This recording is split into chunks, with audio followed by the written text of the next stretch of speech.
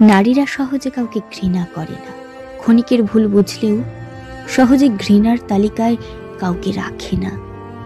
প্রথমে মেনে নেয়, নয়তো মানিয়ে নেয়, তারপর সহ্য করে, তীব্র কষ্ট পেলে কান্না করে, রাগে যন্ত্রণায় ঝগড়া করে। তাদের মূল্যায়ন না করলেও তারা ভেঙে যায় না, কাউকে চট করে ঘৃণা করে না।